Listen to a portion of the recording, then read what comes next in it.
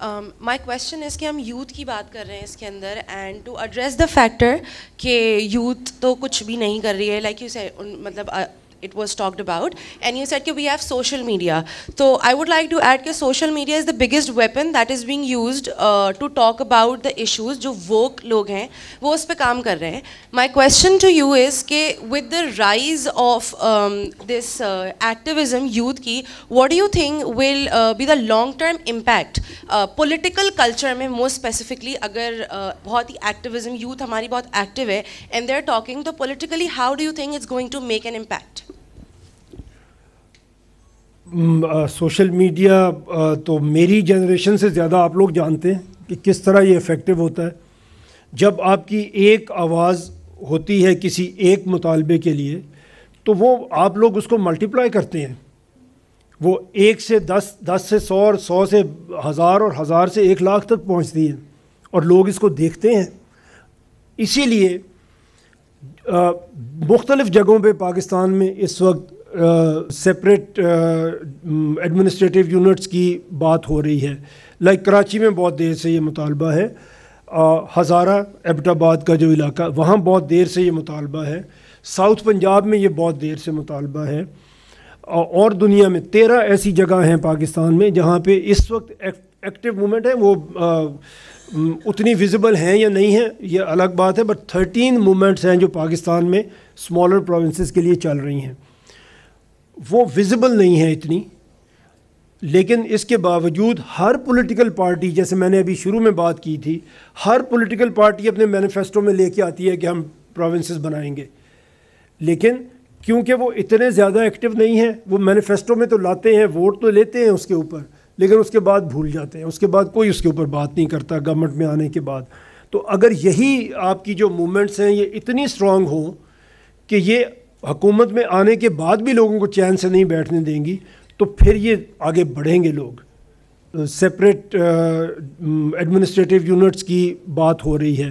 Like Karachi میں بہت دیر سے یہ مطالبہ ہے, ہزارہ ایبٹ آباد کا جو علاقہ وہاں بہت دیر سے یہ مطالبہ ہے, ساؤتھ پنجاب میں یہ بہت دیر سے مطالبہ ہے, اور دنیا میں 13 ایسی جگہ ہیں پاکستان میں جہاں پہ اس وقت ایکٹیو موومنٹ ہے. وہ اتنی ویزیبل ہیں یا نہیں ہیں یہ الگ بات ہے, بٹ 13 موومنٹس ہیں جو پاکستان میں اسمالر پروونسز کے لیے چل رہی ہیں. وہ ویزیبل نہیں ہیں اتنی, لیکن اس کے باوجود ہر پولیٹیکل پارٹی, جیسے میں نے ابھی شروع میں بات کی تھی, ہر پولیٹیکل پارٹی اپنے مینیفیسٹو میں لے کے آتی ہے کہ ہم پروونسز بنائیں گے, لیکن کیونکہ وہ اتنے زیادہ ایکٹیو نہیں ہیں, وہ مینیفیسٹو میں تو لاتے ہیں, ووٹ تو لیتے ہیں اس کے اوپر, لیکن اس کے بعد بھول جاتے ہیں, اس کے بعد کوئی اس کے اوپر بات نہیں کرتا گورنمنٹ میں آنے کے بعد. تو اگر یہی آپ کی جو موومنٹس ہیں یہ اتنی اسٹرانگ ہوں کہ یہ حکومت میں آنے کے بعد بھی لوگوں کو چین سے نہیں بیٹھنے دیں گی, تو پھر یہ آگے بڑھیں گے لوگ.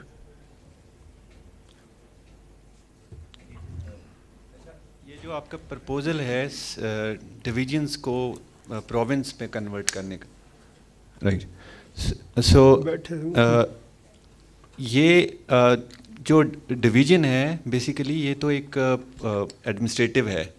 اب اگر اس کو ہم پروونس میں کنورٹ کرتے ہیں تو سب سے امپورٹنٹ چیز ہے کہ کیا وہ ریسورس بیس ہے, کیا وہ سسٹین کرے گا ایز اے پروونس, کیونکہ اس وقت جو ہمارا کرائٹیرین ہے 82% ہماری جو ڈسٹریبیوشن ہے, ریسورس ڈسٹریبیوشن, وہ پاپولیشن پہ ہے.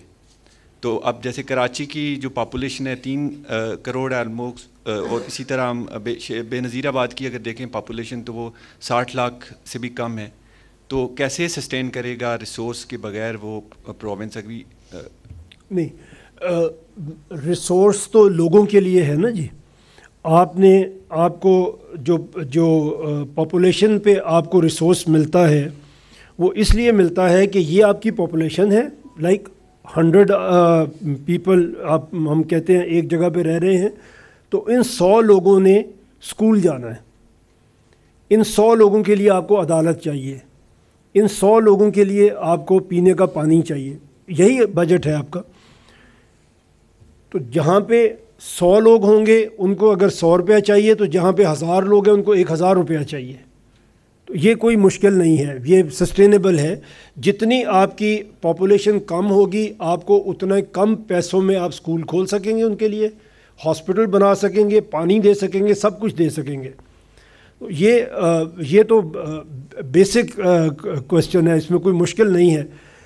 اسی لیے پاپولیشن پہ یہ ڈیوائڈ کر کے آپ کو بجٹ ملتا ہے, اور ہر صوبے کو مل رہا ہے. اور میں آپ ایک اور عرض کروں, ایک NFC ایوارڈ ہے ہمارا, جو ہم سب کو پتہ ہے. NFC ہوتا ہے وہ, اس پہ اس کا ایک فارمولہ ہے, اس میں سب کو پیسے ملتے ہیں. ایک PFC بھی ہوتا ہے, پروونشل فائنانس کمیشن بھی ہے, جو بنایا ہی نہیں کسی نے. جو بننا تھا, جو ہوا کرتا تھا پہلے 18th امینڈمنٹ کے بعد, وہ سب نے بنانا تھا, تاکہ وہاں بیٹھ کے وہ دیکھیں کہ کس ڈسٹرکٹ کے پاس کتنے پیسے جائیں گے. وہ کسی پروونس نے نہیں بنایا. تو یہ اس لیے ہم یہ کہتے ہیں کہ آپ پروونس ہی بنائیں گے تو آپ کے وسائل تقسیم ہوں گے. ادروائز تو یہ انیکوالٹی رہے گی آپ کی سب جگہ پہ. جی السلام علیکم. وعلیکم السلام. سر ابھی تھوڑی دیر پہلے یہاں سوشل میڈیا کی بھی بات ہوئی, اور میں سوشل میڈیا پہ جب فار ایگزامپل جب میں ڈیلی اسکرول کر رہا ہوں تو مجھے بہت سارے لوگ اس بارے میں بات کرتے ہوئے دکھ رہے ہیں, اسٹیبلشمنٹ کے بارے میں, اور بہت سے جرنلسٹ بھی ہیں جو پارٹیز کے بارے میں بات کر رہے ہیں. لیکن سوشل میڈیا پہ آواز اٹھانے سے مجھے کوئی خاص چینج نہیں دیکھا ہماری گورنمنٹ میں, ہماری پالیسیز میں. اس کے علاوہ اگر ہم بات کریں جرنلسٹ کی, بہت ساری جرنلسٹ ہیں جو پارٹیز کے بارے میں, اسٹیبلشمنٹ کے بارے میں بات کر رہے ہیں, اس سے بھی کچھ نہیں ہو رہا ہے.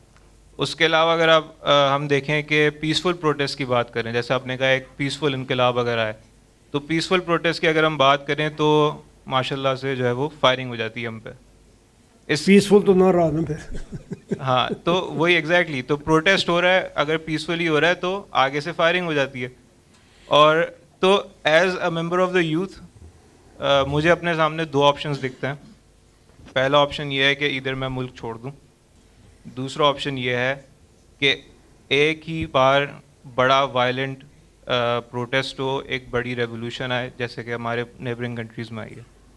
تو آپ کے خیال میں گورنمنٹ کو اور پولیٹیکل پارٹیز کو کون سی پرابلمس کو ایڈریس کرنا چاہیے, کن چیزوں پہ بات کرنی چاہیے, کن چیزوں کو ٹھیک کرنا چاہیے, تاکہ ہم یہ فیٹ جو نیپال کی اور بنگلہ دیش کی اور ایک بہت ٹائم پہلے ٹرکی کی جو یہ فیٹس ہیں, یہ ہم اس کو اوائڈ کیسے کر سکتے ہیں؟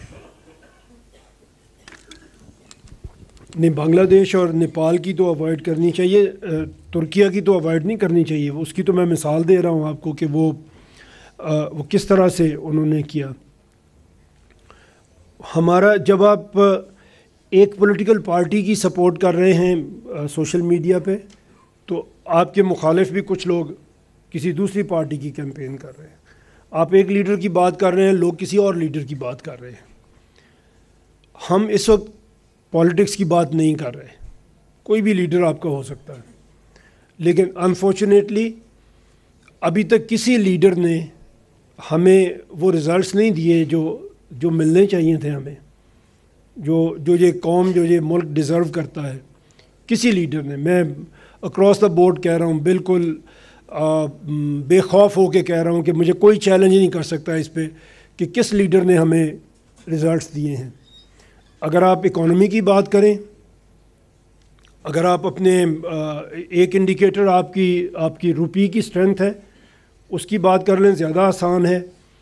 ابھی اپنا فون نکال لیں, اپنی کاپی پینسل نکال لیں, اور 1947 سے آج تک اپنے روپی کی اسٹرینتھ کو دیکھتے جائیں, وہ کس طرح سے مائنس ہو رہی ہے. وہ آپ کو اسٹریٹ لائن ملے گی, کہیں پہ کوئی رکے گی نہیں. وہ کسی پہ کم آپ کی وہ نیچے گئی ہے, اس کی اسٹرینتھ کہیں پہ زیادہ گئی, بٹ مسلسل نیچے جا رہی ہے.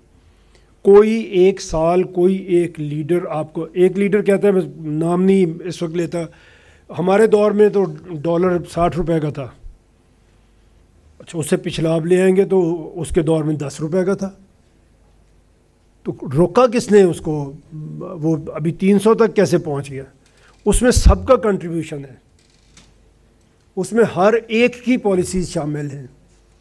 آپ کسی بھی چیز کو لے کے آ جائیں, کوئی بھی آپ جو اس ملک کے ساتھ ہوا ہے اس کا آپ ایک گراف بنا لیں, خود بیٹھ کے بنا لیں, اور آپ دیکھیں وہ گراف آپ کو کیا بتاتا ہے, ڈیٹا آپ کو کیا بتاتا ہے.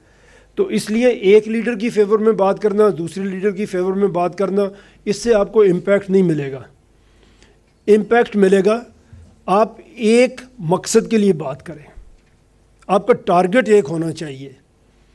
ہم یہ کہتے ہیں کہ ہم نے اس ملک نے آگے بڑھنا ہے, ہم کیوں چھوڑ کے چلے جائیں, اور اگر چلے جائیں گے تو کتنے لوگ چھوڑ کے چلے جائیں گے. ہمارے ساتھ جو خرابی ہوئی ہے وہ صرف یہ نہیں ہوئی کہ ہمیں تعلیم نہیں ملی, ہمیں تربیت بھی نہیں ملی. جھوٹی درخواستیں دے کے, ابھی کل میں BBC پہ پڑھ رہا تھا, سب سے بڑے پولیٹیکل اسائلم کے اپلیکینٹس جو وہاں پہ ہیں وہ پاکستان سے ہیں, دوسرے نمبر پہ افغانستان سے, تیسرے نمبر پہ ایران سے, اور جھوٹی اپلیکیشنیں ہم دیتے ہیں وہاں پہ جا کے. گرومنگ گینگز وہاں پہ پکڑے گئے, سب سے زیادہ کون تھے؟ پاکستانی تھے. کشتی ڈوب جاتی ہے, 250-300 لوگ مر جاتے ہیں, سب سے زیادہ تعداد کس کی تھی؟ پاکستان کی تھی. اور 40-50 لاکھ روپیہ دے کے ہم اس کشتی میں بیٹھتے ہیں جو ڈوب جاتی ہے. تو 50 لاکھ ہمیں یہاں کسی نے کیوں نہیں بتایا کہ اگر ہم یہاں پہ ایک ریڑھی بھی لگا لیں گے 50 لاکھ کی, 10 لاکھ کی, تو ہم کچھ کما لیں گے.